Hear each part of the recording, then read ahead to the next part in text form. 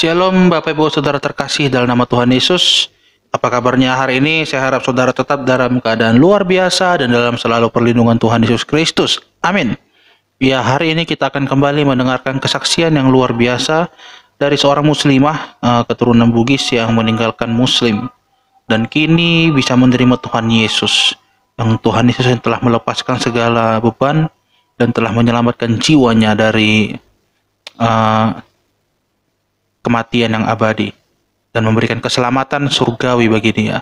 Bagaimana kisahnya saudara? Mari kita dengarkan bersama-sama dari channel Bapak Yusuf Manobulu. Apa kabar? Puji Tuhan, sangat luar biasa kabar saya. Iya, haleluya. Ibu bisa geser ke kiri sedikit?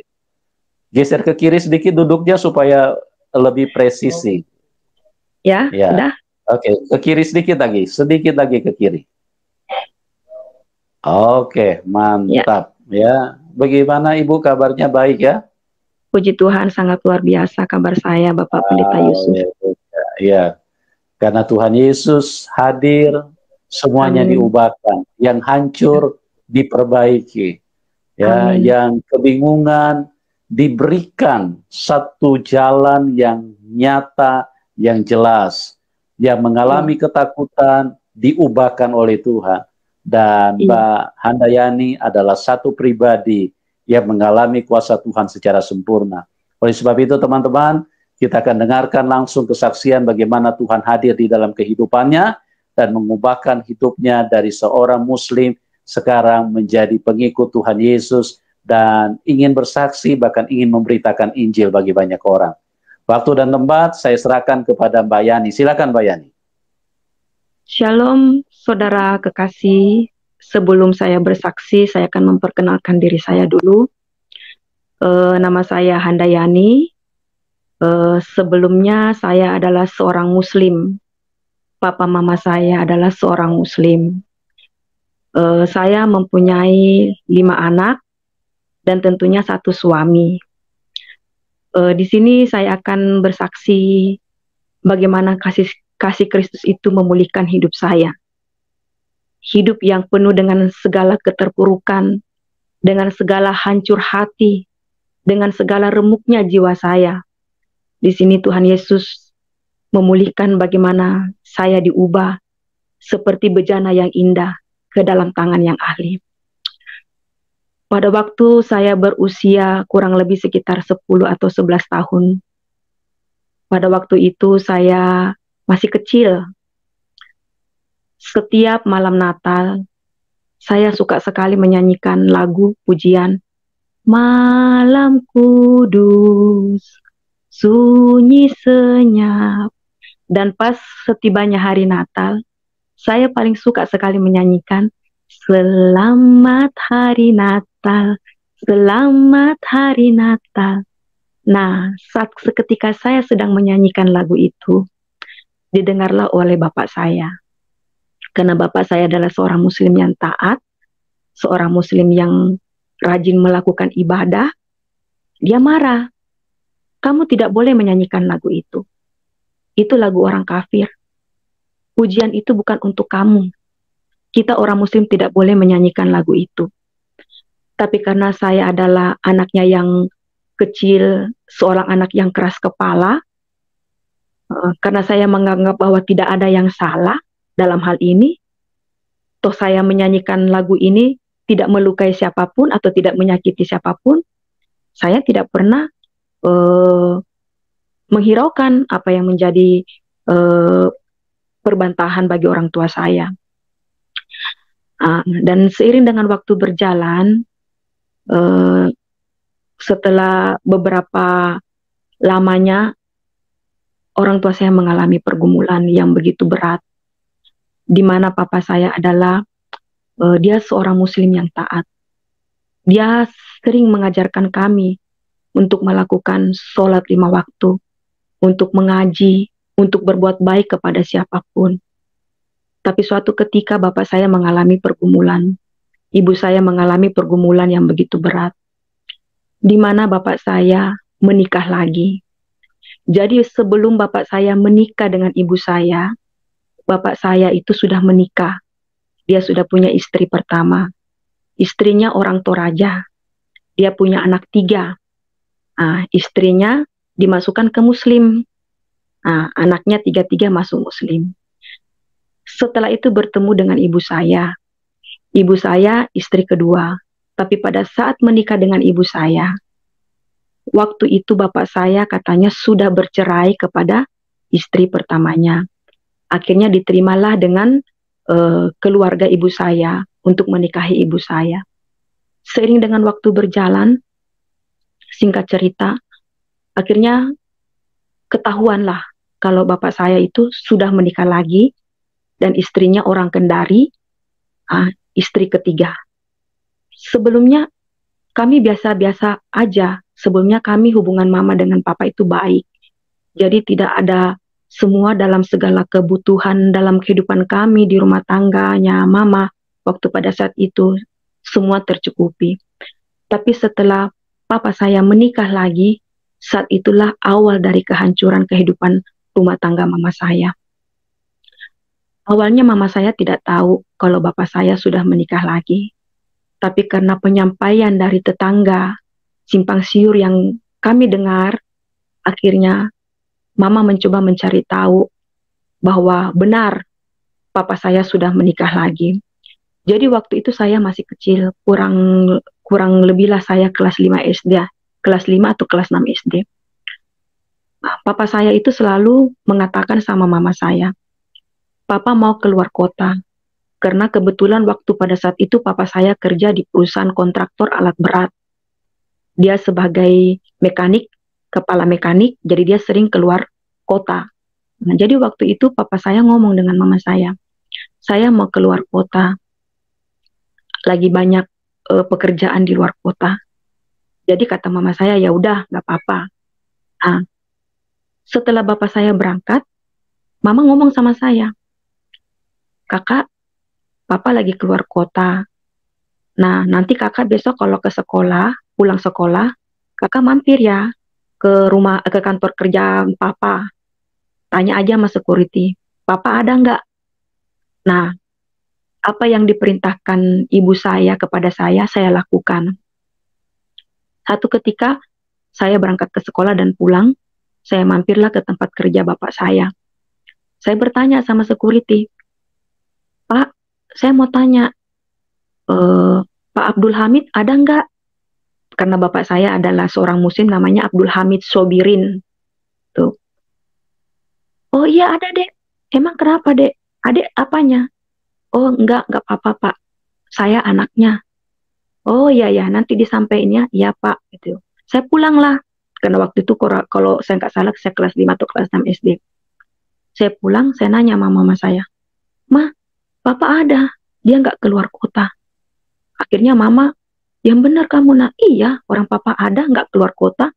Akhirnya mama bilang, ya udah biarin aja dulu. Nanti kita siapkan waktu. Kita akan lacak di mana bapak kamu.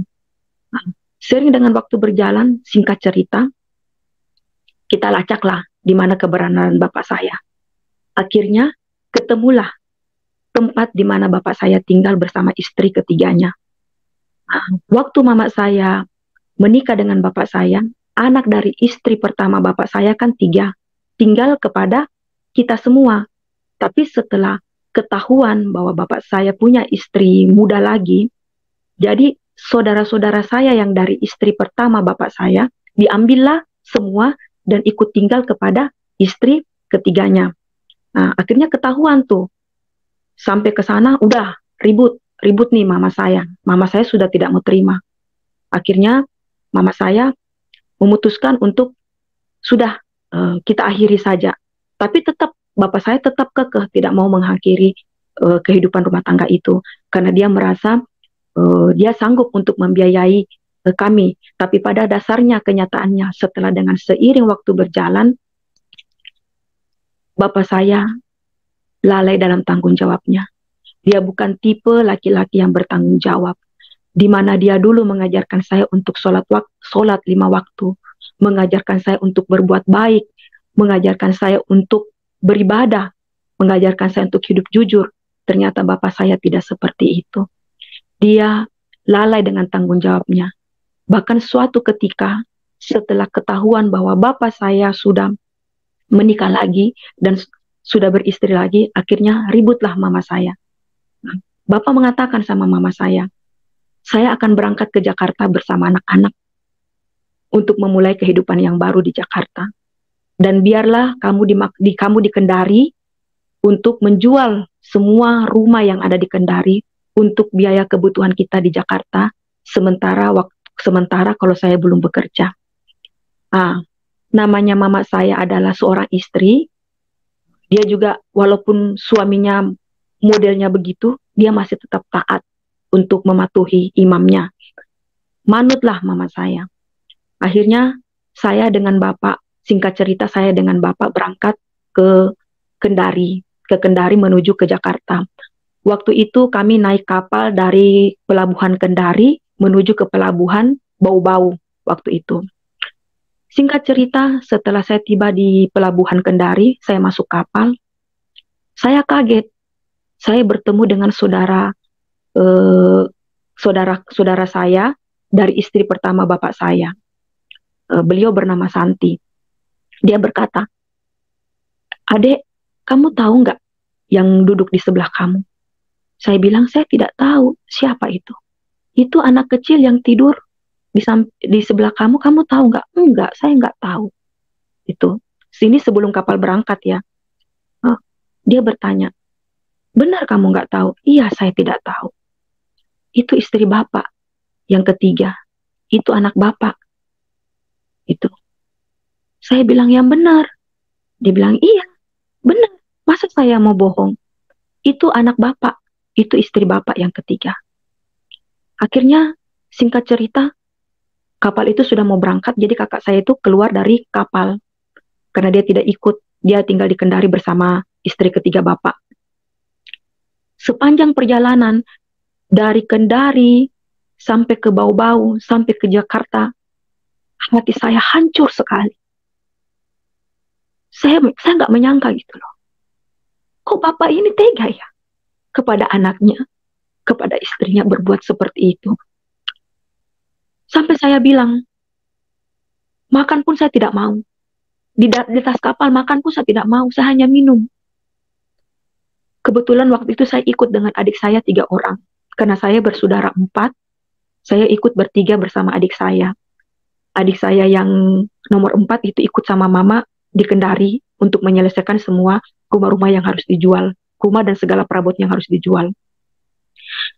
Terus bapak saya bilang, "Kamu kenapa? Kamu tidak mau makan?" Saya bilang, "Iya, saya tidak mau makan." "Biarpun bagaimana," kata bapak saya, "itu adalah mama kamu." Saya bilang, "Iya, bagi kamu, tapi tidak bagi saya." Saat di situ hati saya sangat meronta. Saya benci kepada bapak saya. Dia yang mengajarkan saya untuk berbuat jujur, tetapi dia yang berbohong.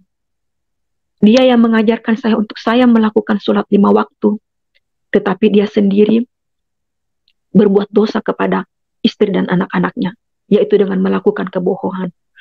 Setelah tiba di Jakarta, sampai di Jakarta, saya pergilah tinggal di rumah nenek saya. Nenek saya adalah itu orang tua dari bapak saya. Saya tinggal di sana.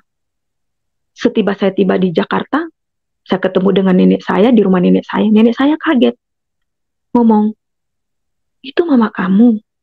Karena mama saya namanya Hasnani, mama saya bilang, "Itu mama kamu." "Bukan, Nek." "Lah, itu siapa?" "Itu istri ketiga bapak." Saat itulah nenek marah sekali. "Ini bagaimana? Kalau ketahuan dengan bapak kamu nanti ini bagaimana? Nanti malah nenek yang diomelin, malah nenek yang dimarahin." Saya bilang, "Saya tidak tahu. Waktu pada saat itu saya tidak bisa berbuat apa-apa karena usia saya masih sangat kecil. Saya baru kelas 6 SD, baru tamat SD waktu itu. Jadi saya hanya diam, saya tidak bisa berbuat apa-apa." Dan satu ketika, singkat cerita, kami tinggallah beberapa saat di rumah nenek bersama istri ketiga bapak saya, bersama anak dari istri ketiga bapak saya. Tiba-tiba ibu saya telegram dari Kendari ke bapak saya, karena waktu pada saat itu belum ada handphone. Jadi sistem komunikasi kami itu cuman melalui surat, lewat pos ataupun telegram gitu. Singkat cerita, ibu saya telegram sama bapak saya bahwa dia sudah mau berangkat ke Jakarta karena di Jakarta, di Kendari semua rumah sudah terjual, bahkan perabot-perabotnya pun sudah terjual. Jadi mama sudah siap untuk meninggalkan Kendari untuk mengikut bapak di Jakarta. Tapi kejadian ini mama tidak tahu. Mama tidak tahu sama sekali. Singkat cerita, setelah mama tiba di Jakarta, dijemputlah sama bapak. Kata bapak, kamu jangan ke rumah nenek. Karena nenek saya tinggal di daerah Sampur, Kober, Jakarta Utara. Itu daerah Tanjung Priuk. Di sana kan daerah akan mau digusur untuk pelabuhan peti kemas. Jadi bapak saya ngomong ke mama saya, sekarang Sampur sedang digusur, kena penggusuran, dan semua warga di sana sedang berkemas karena mereka semua akan meninggalkan Sampur, sudah dapat uang dari pemerintah untuk uang penggusuran gitu. Jadi mama saya bilang, jadi anak-anak bagaimana? Anak-anak tetap di nenek, tapi nggak apa-apa, biar kamu ke Tasik aja, ke Tasikmalaya. Karena di Tasikmalaya adalah orang tua dari mama saya, yaitu bapak dari mama saya, ikutlah apa kata suaminya. Akhirnya bapak saya berangkat sama mama saya berangkat dari Pelabuhan Tanjung Priuk langsung ke Tasikmalaya. Setelah beberapa hari, bapak saya pulang ke Tanjung Priuk. Saya tidak tahu kalau mama saya sudah tiba di Jakarta. Sama sekali saya tidak tahu. Tapi mama saya di sana merasa ada sesuatu yang aneh gitu dengan sikap bapak saya. Akhirnya mama saya berangkat dari Tasikmalaya menuju ke Jakarta Selatan, daerah Gandul. Kebetulan kakak mama saya yang tertua tinggal di situ beserta anak-anaknya. Karena mama saya tidak pernah ke Jakarta dan baru pertama kali hari itu ke Jakarta, dia minta tolonglah sama kakaknya untuk antar ke tempat nenek saya di Tanjung Priuk, di daerah Sampur. Diantarlah ke Tanjung Priuk. Sampai tiba di Tanjung Priuk, dia ngobrol, ketemu dengan nenek saya. Nenek saya bingung, saya juga ada di situ. Saya bingung, saya tidak tahu harus berbuat apa-apa, karena waktu itu saya masih kelas 6 SD, baru tamat SD. Itu saya bingung.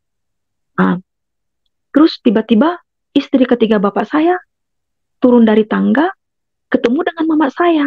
Mama saya kaget sekali. Sangat kaget, emosi, benci, pokoknya diluapkanlah semua. Karena sebelumnya mama saya sudah pernah bertemu dengan istri ketiga bapak saya. Ternyata ketemu lagi di Jakarta. Akhirnya ributlah di Jakarta. Ribut di rumah nenek saya. Karena sudah ribut besar, nenek saya malu kepada tetangga, malu kepada anak-anaknya yang lain dengan perbuatan bapak saya seperti itu. Akhirnya nenek saya suruh pergi bapak saya. Udah kamu pergi, Hamid kamu pergi. Saya malu dengan tetangga. Karena bapak saya juga sudah malu dengan perbuatannya dia sendiri. Akhirnya dia pergi berangkat, meninggalkan kami beserta anak-anaknya di rumah nenek saya, dan dia kembali ke Kendari bersama istri mudanya. Seiring dengan waktu berjalan, tidak ada kabar berita sama sekali. Disitulah awal mulai penderitaan hidup kami. Tidak ada sama sekali berita. Dan akhirnya mama ikut tinggal bersama kami di rumah nenek di Tanjung Priuk, di daerah Sampur.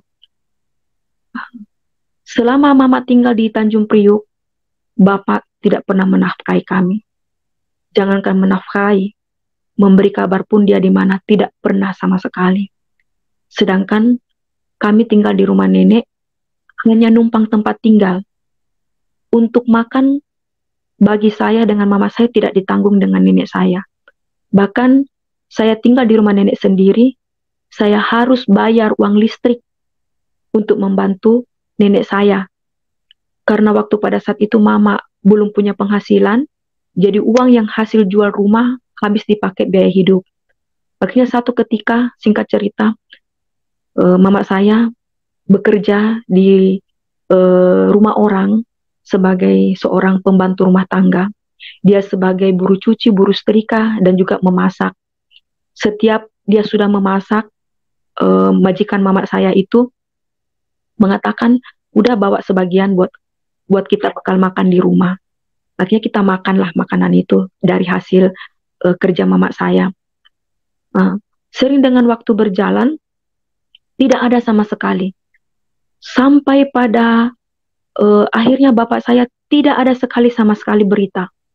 Dan akhirnya mama saya kerja di Cakung. Dia dapat pekerjaan di Cakung sebagai buruh pabrik di perusahaan garment. Dia kerja di situ. Karena mama saya kerja di situ, ibarat kata sudah punya gaji tetap, dia juga artinya lebih mencukupi lah dari pekerjaan dia sebelumnya sebagai ibu rumah tangga. Akhirnya tanpa diduga nenek saya ternyata pergi cari rumah kontrakan untuk kami tinggal. Setelah saya pulang sekolah, saya masuk ke kamar, saya lihat kok di kamar sudah tidak ada kasur. Saya buka lemari, kok pakaian saya sudah tidak ada semua. Saya ngomonglah sama nenek saya, "Nek, kasurnya kemana? Pakaian saya di lemari kemana semua?" Kata nenek, "Mak kamu kan udah kerja. Nenek nggak mungkin ngempangin kamu terus di rumah ini. Ntar saudara-saudara bapak lu yang lain pada ngomong apa?" Itu saya masih ingat kata-kata nenek saya. "Nenek udah dapat buat kamu rumah kontrakan. Udah barang-barangnya udah nenek pindahin, tinggal kamunya aja ke sono." Gitu. "Oh ya udah Nek," kata saya. "Nanti setelah mama pulang kerja baru saya pindah ya. Saya tunggu mama dulu." Iya, karena saya juga tidak tahu kontrakannya di mana, karena yang cari kontrakan itu adalah nenek saya. Akhirnya singkat cerita mama saya pulang kerja. Diterangkanlah dengan nenek saya. Ya udah, kita pindah. Begitu sampai di rumah itu, sedih sekali. Kami tinggal di rumah yang tidak layak. Kami tinggal di rumah yang seperti kandang kambing, di mana lingkungannya itu tidak sehat, di mana lingkungannya itu banyak supir-supir kontainer yang suka nongkrong di situ, minum di situ, mabuk-mabuk di situ, ditemani dengan perempuan-perempuan yang suka merokok. Kami tinggal di situ dengan kamar mandi umum, gitu. Saat itulah mama saya terpukul. Saya pun ikut terpukul dengan mama saya. Sampai satu ketika, saya bilang sama mama saya, "Ma, kok nenek tega ya gituin kita? Bapak juga tega gituin kita. Padahal kan Bapak rajin sholat. Bapak rajin ajar kita untuk suruh berbuat baik. Bapak rajin selalu mengatakan bahwa kita harus hidup jujur. Tapi kok Bapak yang begitu ya, Ma?" Terus ibu saya bilang, "Udah nak, kamu yang kuat ya. Masih ada mama. Nanti Bapak yang mencari nafkah buat kalian." "Iya, Mak," saya bilang begitu. Beberapa tahun kami tinggal di kontrakan itu, bapak saya tidak ada kabar. Tidak ada kabar sama sekali. Jadi laki-laki yang biasa minum-minum di situ, nongkrong-nongkrong di situ, mabuk-mabuk di situ, dia mengiranya mama saya janda. Karena tidak pernah, suaminya gak pernah kelihatan gitu. Sampai suatu ketika, tiba-tiba bapak saya muncul begitu saja. Tanpa ada beban. Tanpa ada rasa bersalah.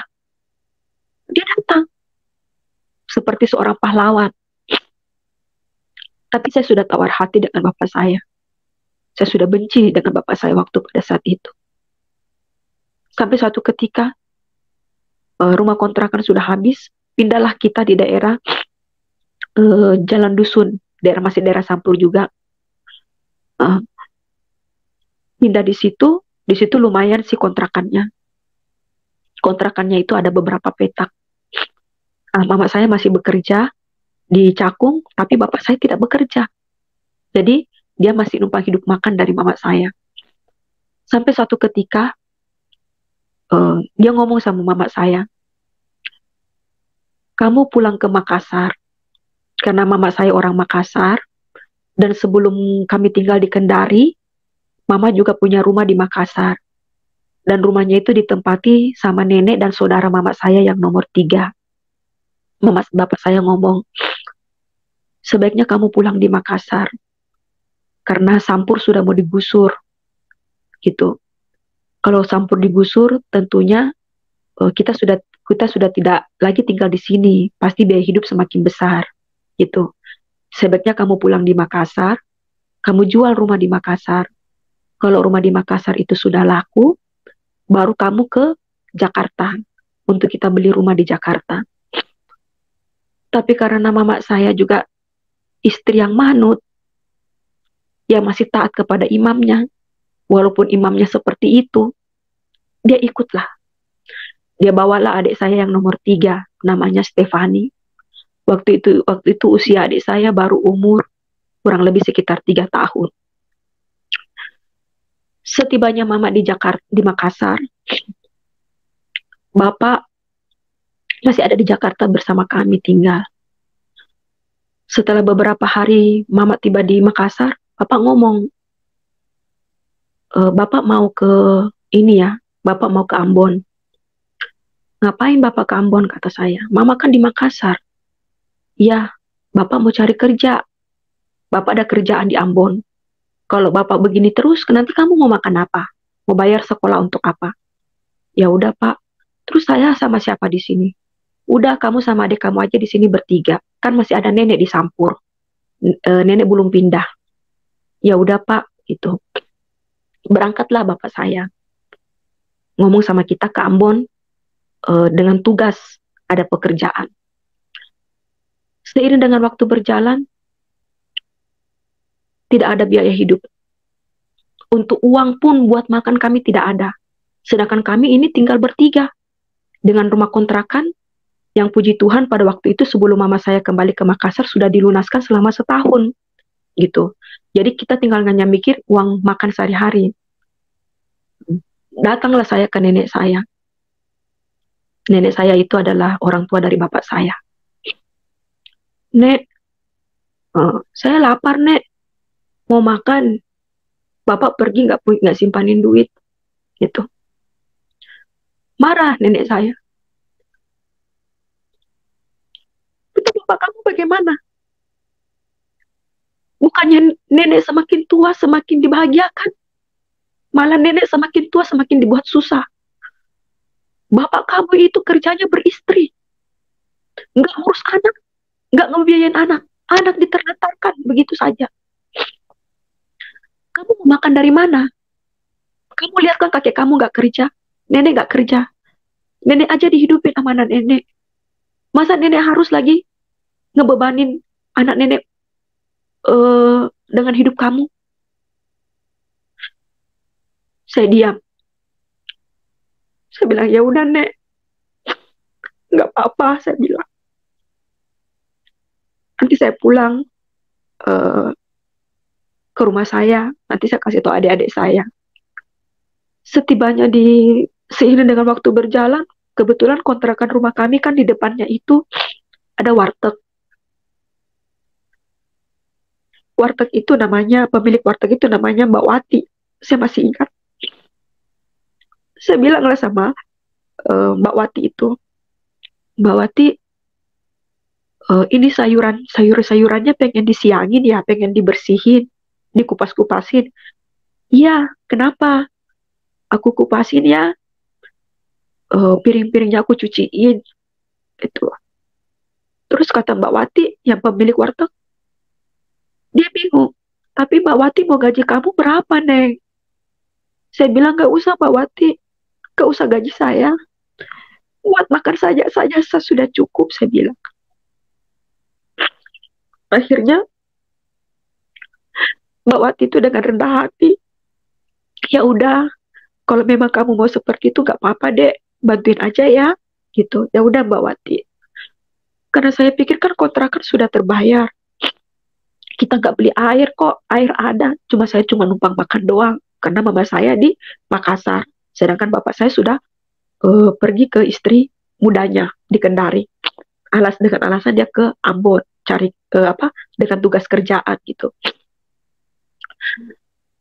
Sampai satu ketika, tapi saya belum tahu waktu itu bapak saya ke istri mudanya. Dia hanya bilang ke Ambon. Sampai satu ketika nenek saya datang. Bapak kamu ada kabar nggak? Enggak, Nek. Bapak saya nggak ada kabar. Mak kamu? Enggak, Nek. Saya bilang begitu. Kamu tahu nggak? Enggak, Nek, kata saya. No, bapak kamu itu pulang ke bini mudanya. Dia tidak pergi ke Ambon. Dia ke Kendari. Dia kembali kepada istri mudanya. Coba lihat bapak kamu seperti itu. Pantas nggak seperti itu perbuatannya? Saya diam. Karena waktu itu saya masih kelas 1 SMP. Saya diam. Saya hanya menangis. Ya udah, Nek. Nggak apa-apa, saya bilang. Adik saya yang kedua dan yang ketiga, karena mereka masih kecil. Kalau nggak salah waktu itu mereka masih SD kelas 5 dan kelas 4. Mereka nggak ngerti apa-apa. Saya yang anak tertua yang sudah duduk di bangku kelas 1 SMP. Saya bilang, udah, nggak apa-apa, Nek. Gitu. Terus kamu makannya bagaimana? Enggak ada kok, kata saya gitu. Mama ngirimin. Padahal mama saya belum tahu nih keadaan saya. Sampai satu ketika, singkat cerita, saya menyurat kepada mama saya. Karena saya tidak punya uang untuk beli perangko pada waktu itu, saya carilah surat-surat bekas. Saya cari surat-surat bekas, saya dapat perangko yang stempelnya tidak kentara. Saya ambillah surat perangko itu saya tempel di surat itu. Saya menceritakan semua, bagaimana perbuatan nenek saya, bagaimana jahatnya mulut nenek saya, bagaimana jahatnya perbuatan bapak saya. Saya ceritakan, saya kirim ke Makassar. Akhirnya mama saya balas kembali surat itu. Saya masih ingat, waktu mama saya balas surat itu, dia nyelipin uang di surat itu. Kalau nggak salah waktu itu 5.000. Karena waktu itu nilai uang masih besar ya, 5.000. Saya buka, hati saya senang sekali. Saya bilang, mama ngirim duit. Saya bilang begitu. Mama ngirim duit. Saya peluklah adik saya 3 orang. Dedek, mama ngirim duit buat kita. Nah, adik sabar ya, kata saya gitu. Adik saya yang kedua dengan yang ketiga, anaknya sabar. Cuma saya memang agak keras. Karena melihat dengan keadaan orang tua yang begitu, jadi pembawaan saya itu pengen berontak, tapi saya tidak bisa berontak. Pengen marah, tapi saya tidak tahu mau marah sama siapa. Gitu. Singkat cerita, akhirnya bapak saya menyurat. Bapak saya bilang, nanti akan ada yang datang ke situ. Orang itu, dia berlayar. Di kapalnya namanya Kalat Lines. Gitu. Saya masih ingat bapak itu namanya Bapak Andi Japar. Semoga dia masih hidup sampai hari ini. Itu. Kalau saya tidak salah, kalau bukan dia orang Bone, orang Sopeng. Gitu. Nanti dia akan datang ke situ. Nanti Yani ikut sama orang itu pulang ke Makassar ya. Gitu. Saya bilang, iya Ma, ini surat. Jadi kita surat-suratan. Jadi mama saya itu setiap kirim surat, selalu ada uang yang diselipin di dalam amplop. Supaya pada saat suratnya tiba, saya bisa balas lagi untuk buat beli perangko. Gitu. Dia nanya, kamu makan bagaimana? Makan sama nenek? Saya bilang, tidak mama, saya tidak mau makan sama nenek. Karena kalau setiap saya mau makan sama nenek, nenek selalu marah-marah. Saya bilang begitu. Mama saya bilang, ya udah, terus makan bagaimana? Saya bilang, saya kerja di warteg. Saya bilang, saya cuma dapat makan. Jadi kalau saya dikasih makan siang, makan malam, saya kasih dulu ke adik-adik saya.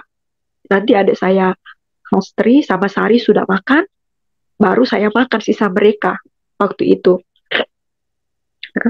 Singkat cerita, datanglah Bapak Andi Japar itu yang kerja di perusahaan Kalat Lines. Dia bilang, saya dari Makassar, saya disuruh ke sini untuk jemput kamu supaya kamu pulang ke Makassar.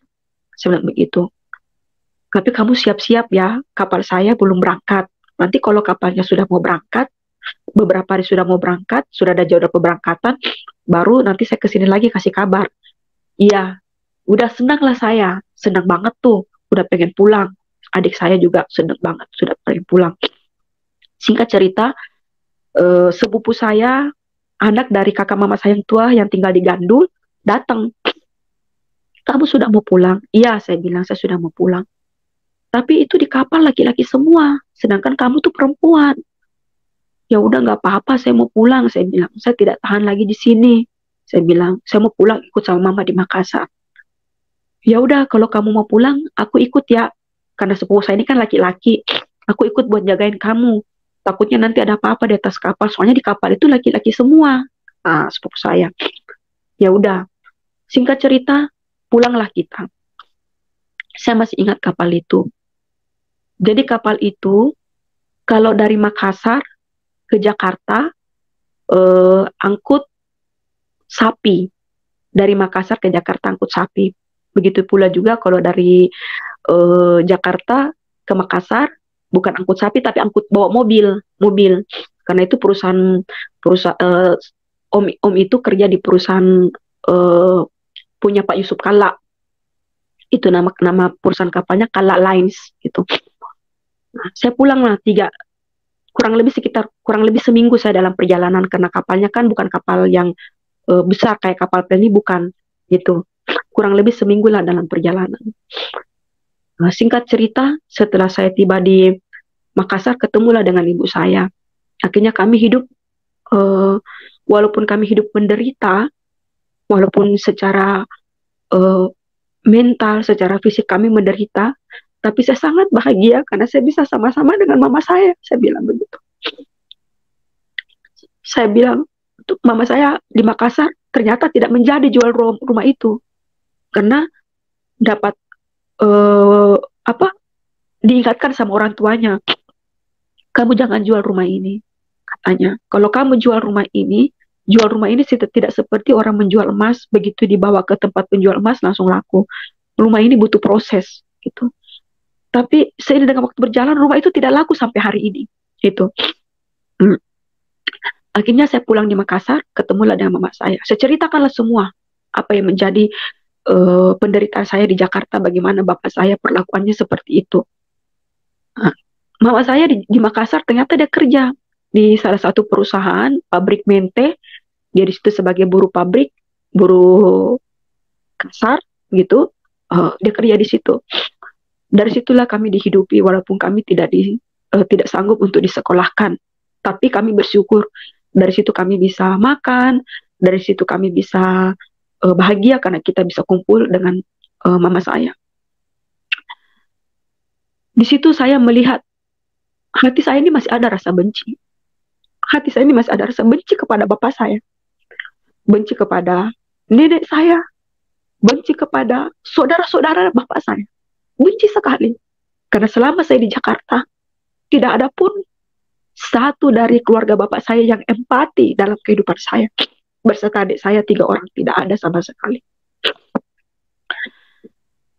Ditambah di Makassar, saya melihat kedang orang tua saya, mama saya yang kerja sebagai buruh mente, yang waktu pada saat itu gajinya per minggu hanya 6.000, 5.000, karena waktu itu belum krisis moneter, dan nilai uang masih tinggi saat itu. Kadang saya suka sedih. Sampai satu ketika saya menangis, saya bilang, kok begini ya kehidupan kami? Kok Bapak setega itu ya meninggalkan kami? Tidak menafkahi kami, tidak memberikan kami uang untuk pendidikan. Dia yang mengajarkan berbuat baik, tapi dia yang berbuat jahat. Dia mengajarkan kita untuk berbuat jujur, tetapi dia yang berlaku membohong, saya bilang. Sampai satu ketika saya menangis. Saya bilang, suatu hari nanti, saya tidak mau cari laki-laki seperti itu. Saya mau cari laki-laki yang bisa setia sama saya sampai saya mati. Saya belum mengerti maut memisahkan, saya belum mengerti. Karena saya sudah melihat penderitaan ibu saya. Saya belum mengerti yang namanya sampai maut memisahkan. Saya cuma bilang sampai mati, sampai kakek nenek, saya bilang begitu. Singkat cerita, bertemulah saya dengan suami saya. Yang dia adalah seorang Kristen, tetapi dia bukan Kristen yang taat. Jadi hidupnya itu seperti orang-orang dunia yang suka minum-minum, suka mabuk-mabuk, gitu, suka ke klub-klub malam. Saya ketemulah sama suami saya. Tapi waktu saya kenal dengan suami saya, tidak ada pun, sekalipun saya tahu bahwa dia suka minum, tidak ada rasa untuk mau meninggalkan. Karena perhatiannya bagi keluarga saya begitu besar. Karena melihat keadaan kami yang sangat begitu miris waktu itu, sangat begitu kasihan waktu pada saat itu, dia suka sama saya. Saya pun juga suka sama suami saya. Singkat cerita, saya kenal dengan dia beberapa bulan. Diam-diam saya suka ke gereja. Tapi waktu itu saya belum tahu, saya belum mengerti apa-apa. Saya diajak dengan suami saya, ayo kita ke gereja. Kamu mau nggak? Saya bilang, ya nggak apa-apa. Emang kenapa? Orang saya juga dari kecil suka menyanyi Selamat Hari Natal, saya bilang. Selamat Malam Kudus, saya bilang. Ya udah ayo. Saya pergilah. Kurang lebih 2 atau 3 kali selama saya pacaran, saya pergi sama-sama dengan suami saya. Singkat cerita, akhirnya suami saya, dia mengatakan sama saya, kamu mau nggak saya lamar? Waktu itu usia saya masih muda. Kalau saya tidak salah, waktu itu usia saya 16 jalan 17 tahun. Saya bilang begitu. Kamu mau nggak menikah sama saya? Saya bilang, iya saya mau. Gitu. Tapi bagaimana? Kita kan tidak satu agama. Nggak apa-apa saya bilang. Semua agama mengajarkan kebaikan. Saya bilang begitu. Tidak ada agama yang tidak baik. Nggak apa-apa. Ya udah, kamu ngomong ya sama orang tua kamu. Ya udah. Saya ngomonglah dengan mama saya. Akhirnya saya ngomong dengan mama saya bilang, tapi bagaimana dengan agamanya, kan kita nggak satu aliran sama dia. Saya bilang, nggak apa-apa sih mak, masalah agama, kata saya begitu. Jangan karena hanya masalah agama, terus karena dia ini mau betul-betul sama saya, terus itu yang jadi penghalangnya. Nah terus kata mama saya, ya udah, nggak apa-apa. Kalau memang itu kemauan kamu, tidak jadi masalah karena kamu yang menjalani. Waktu itu mama saya masih menerima saya bahwa saya masuk Kristen. Tidak ada pun satu kemarahan ataupun kebencian dalam kehidupan saya waktu saya masuk Kristen. Gitu. Begitu saya masuk Kristen, saya menikah. Saat itulah saya mengalami pergumulan yang sangat berat, di mana keluarga suami saya tidak satu pun menerima saya, karena saya seorang Muslim, gitu. Tanpa saya pikir apa salah saya, apa dosa saya, sampai mereka begitu membenci saya.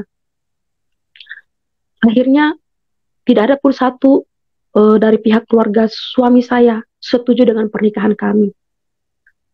Hanya mertua laki-laki dan mertua perempuan yang support saya. Disitulah saya semakin yakin, saya nggak peduli dengan mereka, sekalipun saudara suami saya tidak suka, tante-tante suami saya tidak suka, keluarga suami saya tidak suka, yang penting mama papanya dia, mama papa mertua saya baik sama saya bilang begitu. Seiring dengan waktu berjalan, karena intimidasi dari keluarga saya. Karena keluarga saya juga ada yang muslim yang berjenggot-jenggot, yang pakai cadar. Itu adalah kakak dari mama saya yang nomor 2. Itu fanatik banget. Intimidasi dari mereka, dari tetangga dekat, bahwa saya ini kafir, saya ini orang berdosa, karena agama muslim adalah agama yang paling suci di dalam dunia ini. Tidak pantas orang ini harus disukai, mereka harus dimusuhi, mereka harus dibenci. Akhirnya disitulah mama saya ada rasa kepahitan, ada rasa sudah mulai rasa tidak suka kepada saya. Sampai suatu ketika saya mengalami pergumulan di dalam rumah tangga. Saya bilang, apa ya salah saya? Tapi waktu itu saya Kristen, saya tidak pernah ke gereja. Saya hanya masuk Kristen. Tapi saya tidak pernah ke gereja. Saya masih ingat bahwa saya dibaptis di gereja GPDI Bethesda Gunung Merapi. Dan saya diberkati pernikahan saya di gereja Segala Bangsa Sungai Calendu, Makassar. Saya masih ingat. Saya menikah dengan suami saya tidak menikah muslim. Saya diberkati di gereja, nikah saya, akte nikah saya catatan sipil. Sampai pada suatu ketika saya mengalami pergumulan, di mana hidup saya ada di titik yang terendah.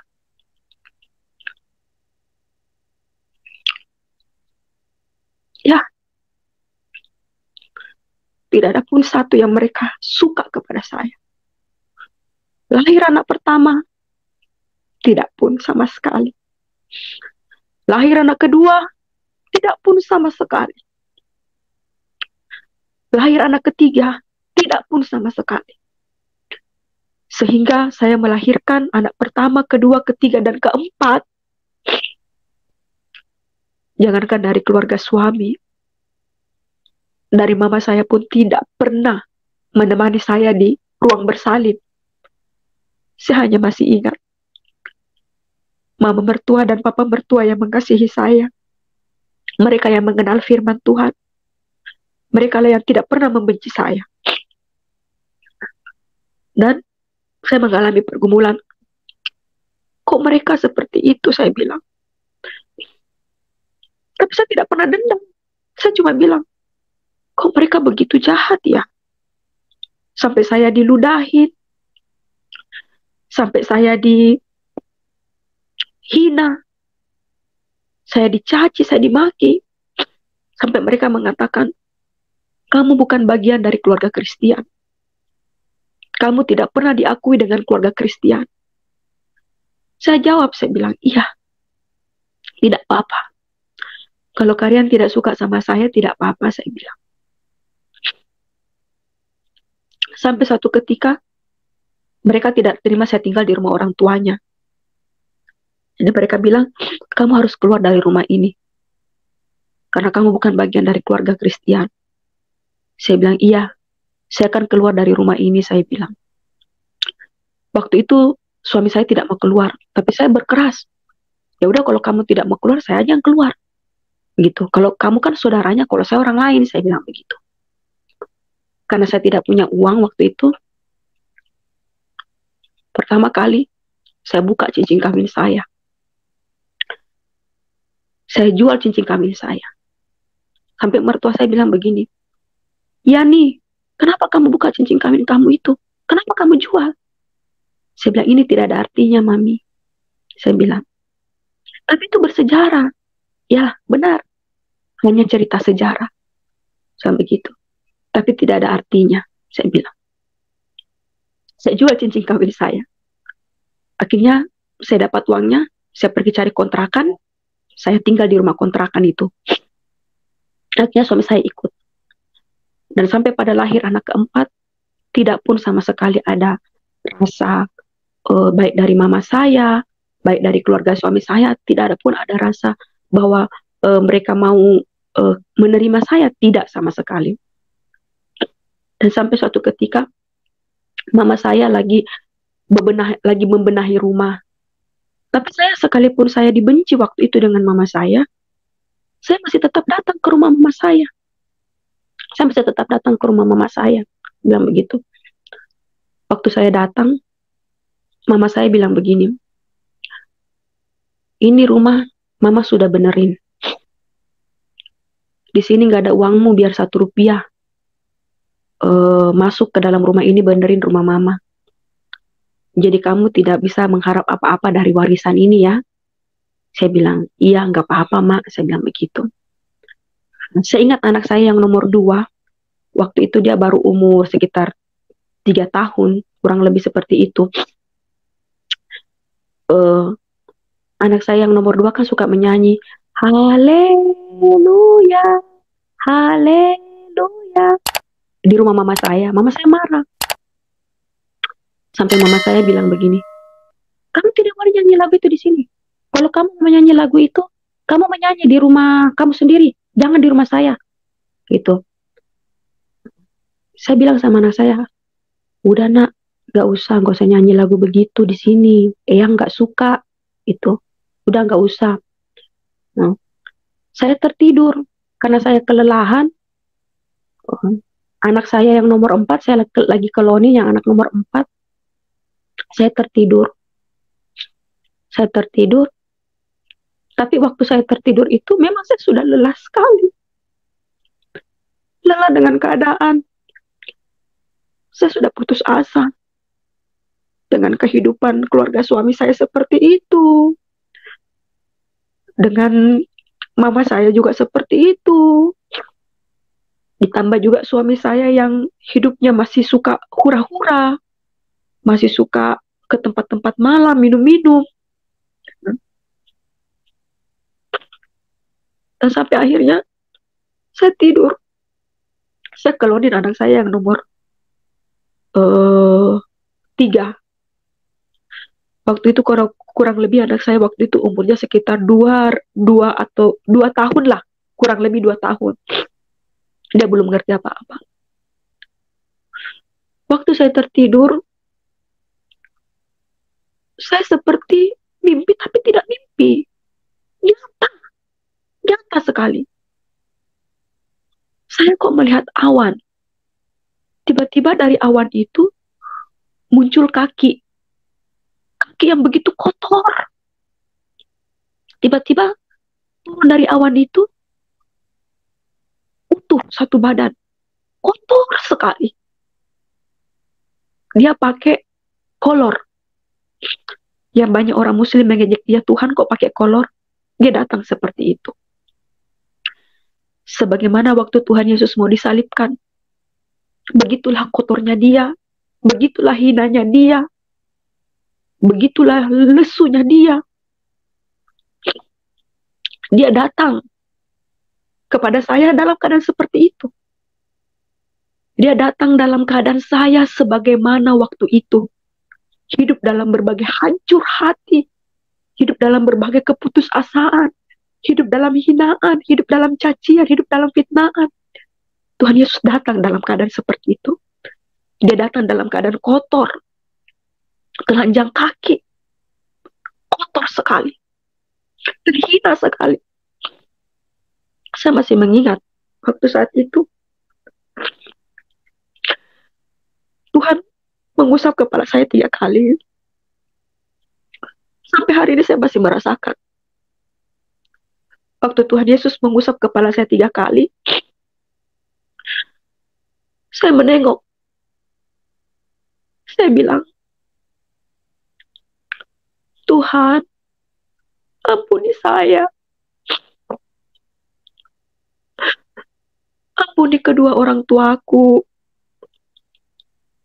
Ampuni suamiku. Ampuni kedua mertuaku. Ampuni seluruh keluarga suamiku. Ampuni mereka yang membenci saya. Tuhan mengangguk. Dengan dia tersenyum. Sambil berkata, iya anakku. Aku mengampuni orang tuamu. Aku mengampuni kedua mertuamu. Aku mengampuni suamimu. Aku mengampuni orang-orang yang membenci kamu. Aku mengasihimu, anakku. Saat itu saya terbangun. Saya bermimpi atau apa ya? Saya bilang. Kok saya lihat Tuhan Yesus? Tapi kok dia datang seperti itu? Saya bilang. Saya mencoba menceritakan kepada suami saya. Tapi karena suami saya yang memang tidak aktif di gereja dan tidak mengerti firman, Kristen KTP, dia bilang, itu cuma mimpi doang. Saya mau ngomong sama keluarga suami saya, mereka kan memusuhi saya. Saya coba ngomong sama mertua saya bilang, oh iya, itu mimpi. Itu. Tapi saya bilang, tidak, ini bukan mimpi, saya bilang. Ini nyata. Saya lihat dia nyata. Jadi seperti saya barusan tertidur lelap, kok tiba-tiba dia langsung datang seperti itu. Saya ke ini, mencari, tahu di mana. Siapa yang datang itu dalam keadaan seperti itu. Tidak ada pun yang tempat di mana saya ada orang yang bisa memberitahu bahwa dia adalah Yesus. Dia datang serupa dengan keadaanmu waktu pada saat itu.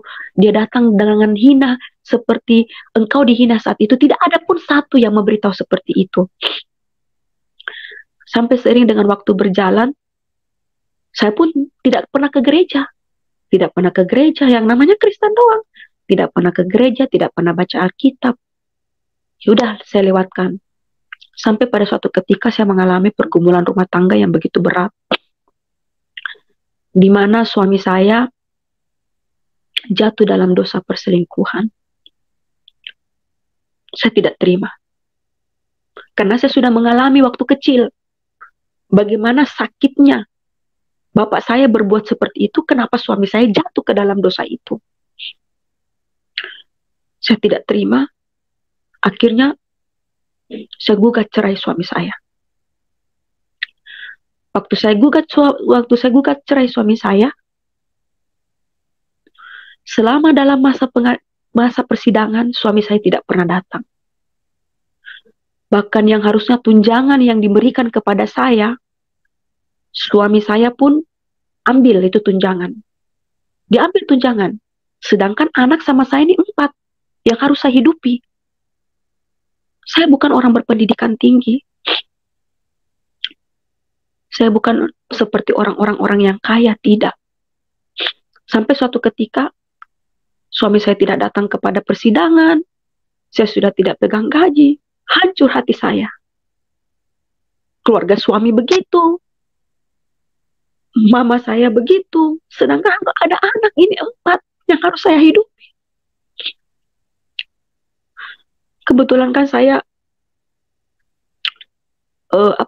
punya ahli bisa memotong rambut. Ada kalian saya untuk memotong rambut.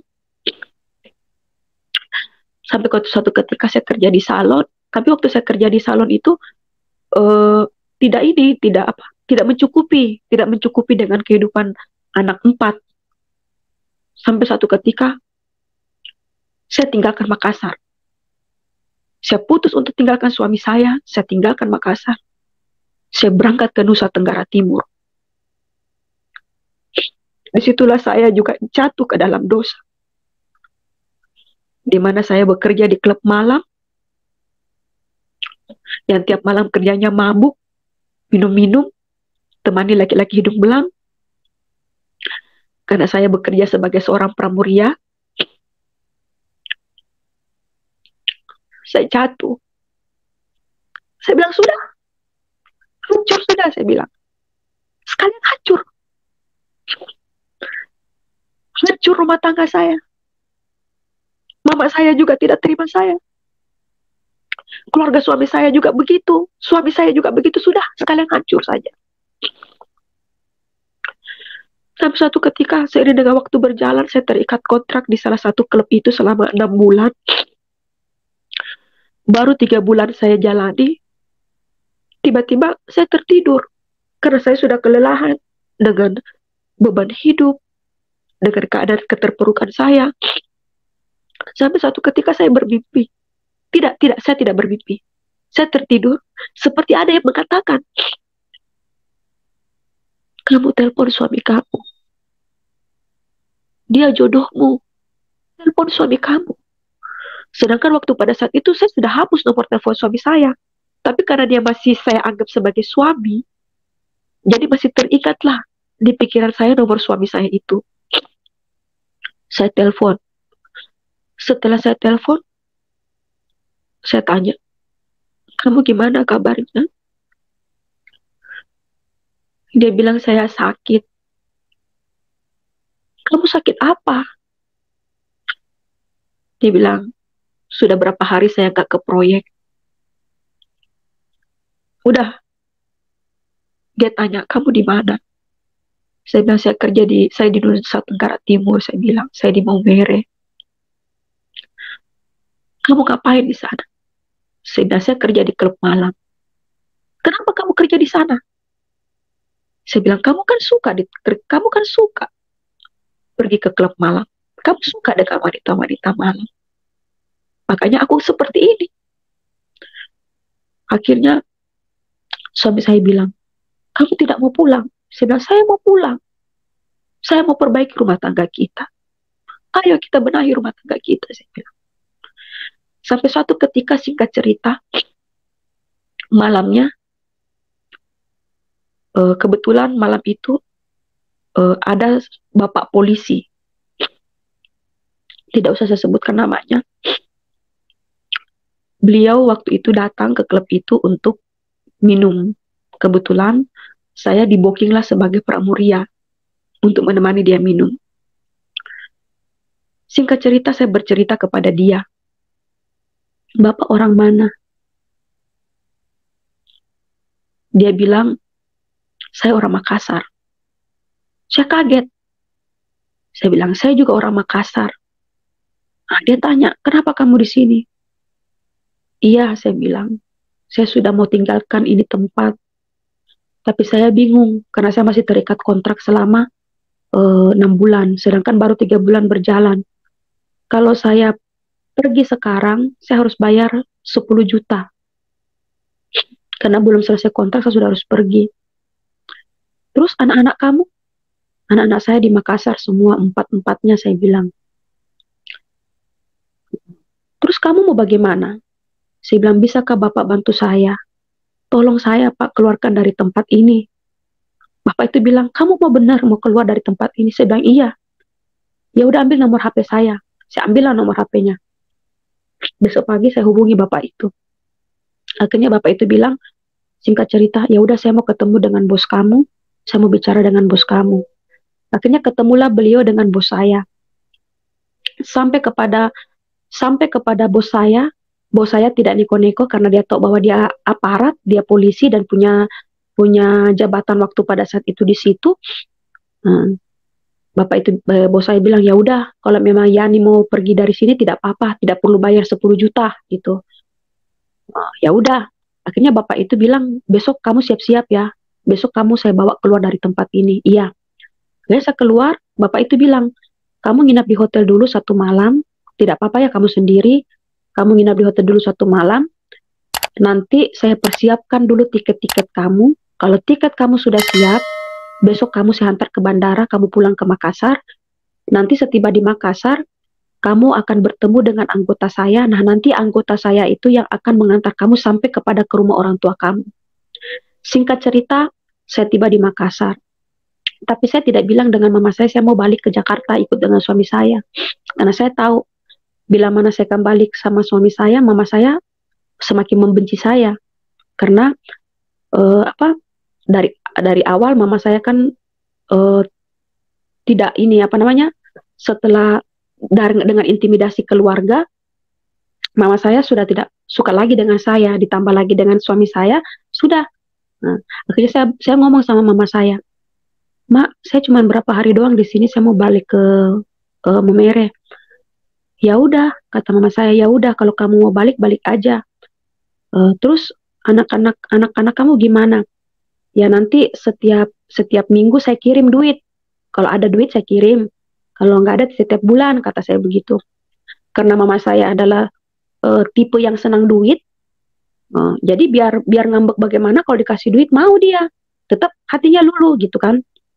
Nah, singkat cerita, saya tinggalkan Makassar, saya berangkat ke Jakarta, saya ketemu dengan suami saya.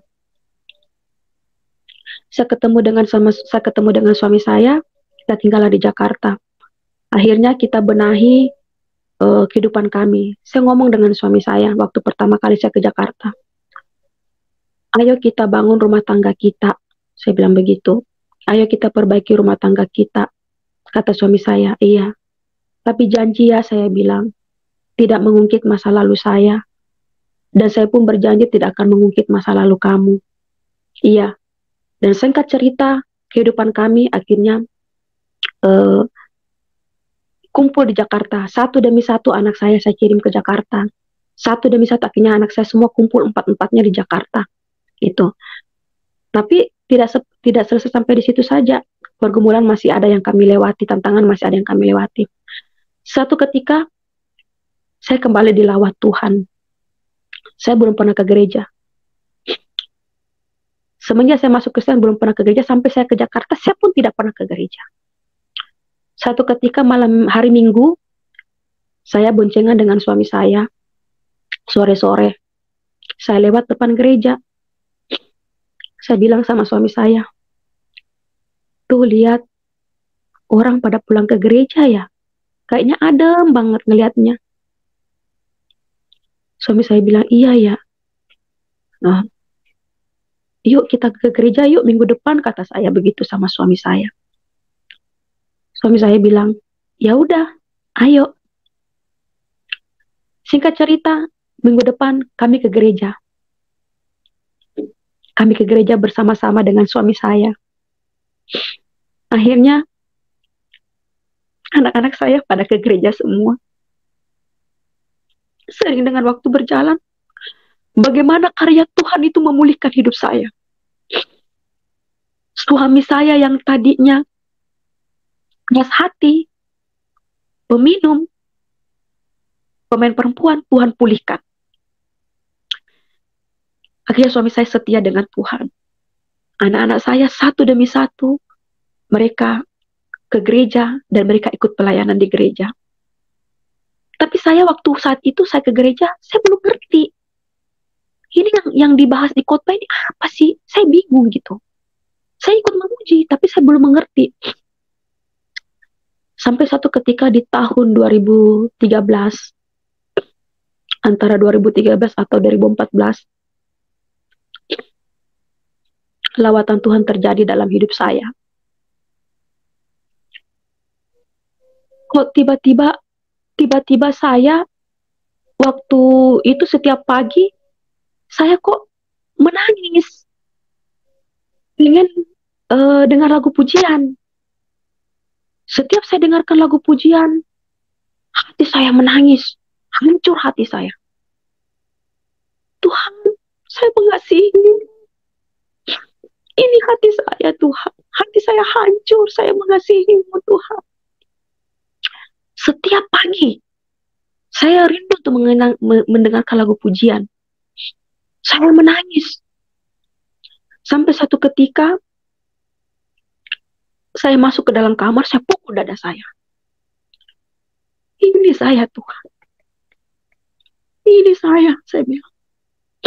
Saya datang kepadamu. Saya bawa hidupku. Kalau kamu mau pakai saya, Tuhan pakai, saya bilang. Pakai jadi alatmu. Tuhan berbicara melalui hati saya.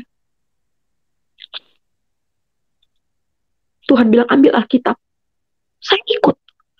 Seperti badan saya ini ringan, langsung ambil Alkitab.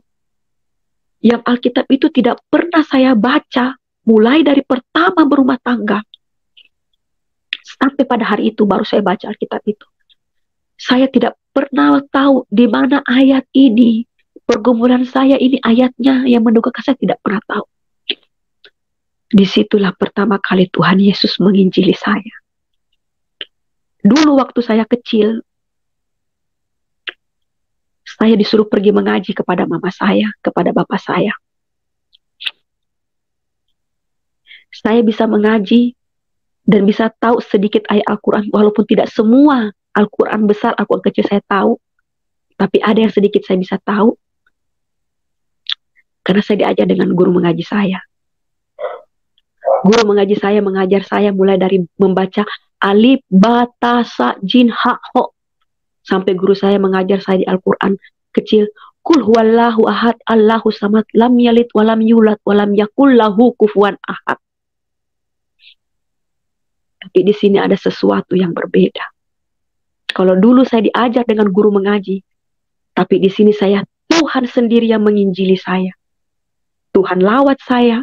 Tuhan bilang, buka Alkitab. Saya sambil menangis. Iya Tuhan, saya buka. Iya, saya bilang. Saya buka. Pertama kali Tuhan mengatakan di dalam kitabnya, Tuhan mengatakan di dalam ini, Tuhan berbicara, bukan aku yang memilih, bukan kamu yang memilih aku, tetapi akulah yang memilih kamu. Saya menangis. Saya bilang, iya Tuhan. Iya, saya bilang. Iya, kamu yang memilih aku, saya bilang. Iya. Tuhan lagi bilang, buka. Buka lagi. Tuhan lagi mengatakan, di dalam Kisah Para Rasul, di dalam kitab Matius 10, Tuhan bilang, jangan kamu menyangka bahwa aku datang untuk membawa damai di atas bumi ini. Aku datang bukan untuk membawa damai melainkan pedang. Sebab aku datang untuk memisahkan orang dari ayahnya, anak perempuan dari ibunya, menantu perempuan dari ibu mertuanya. Hancur hati saya. Saya paham. Saya paham. Terus Tuhan berkata, dan musuh orang ialah orang-orang seisi rumahnya. Saya bilang, Tuhan, ini yang terjadi sama saya. Saya dibenci dengan keluarga suamiku. Suamiku berlaku seperti itu. Saya dibenci dengan orang tuaku. Inilah yang terjadi. Saat itu saya belum paham. Saat itu saya belum paham. Sejak saat itu, saya bilang sama Tuhan, waktu saya dilawat Tuhan, Tuhan Yesus, kalau kau rindu engkau pakai aku, pakailah aku jadi alat. Ini hidupku Tuhan.